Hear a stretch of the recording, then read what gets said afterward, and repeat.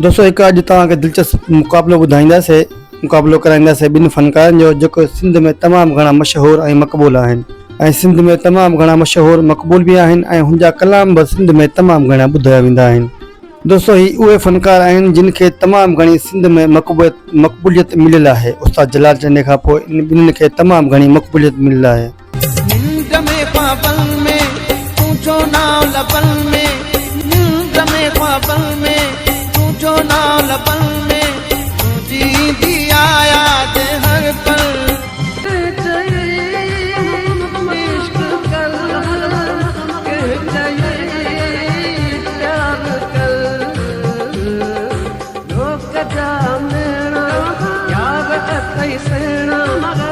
दोस्तों ही फ़नकार आहे उस्ताद शमन अली मिराली, जेको कंहिं नाव जो मोहताज न आहे।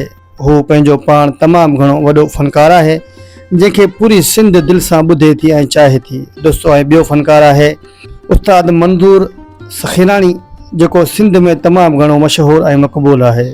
संदसि गीत तमामु घणा मक़बूल आहिनि। दोस्तों ही सिंध जा ॿई वॾा फ़नकार आहिनि। इन्हनि ॿिन्हिनि जो असां मुक़ाबिलो कराईंदासीं ऐं उन्हनि खे एवॉन्ट तव्हां ॾिजो त कंहिंजी गायकी तमामु भली ऐं तमामु घणी पसंदि तव्हांखे आई आहे।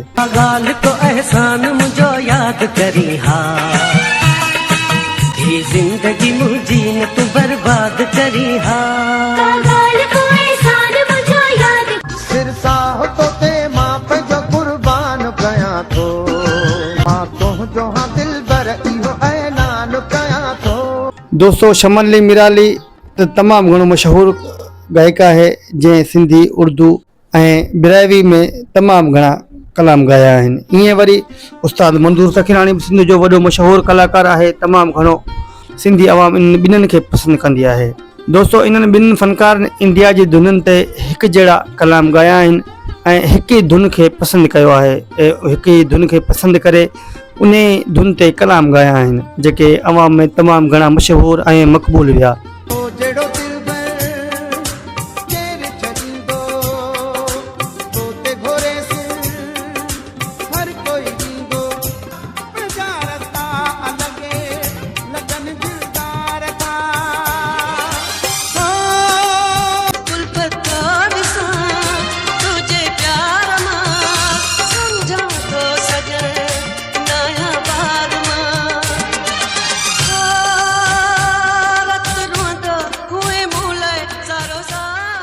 दोस्तों ही कलाम ॿुधूं था इन ॿिन्हिनि जा, पोइ तव्हां इन कलाम ॿुधी करे असांखे इन्हनि जे वोट ज़रिए ॿुधाइजो त हिन कंहिं कलाम तमामु भलो ॻायो आहे। दोस्तों मां उमेदु कयां थो त हीअ वीडियो तव्हांखे तमामु घणी पसंदि आई हूंदी। अगरि पसंदि अचे त असांजे चैनल खे सब्सक्राइब कंदा, वीडियो खे लाइक कंदा ऐं कमेंट ज़रिए पंहिंजी राय ज़रूरु ॾींदा। पंहिंजे भाउ नेक मोहम्मद खे इजाज़त ॾींदा। ज़िंदगी रही त इंशाअल्लाह अॻी वीडियो में गॾु।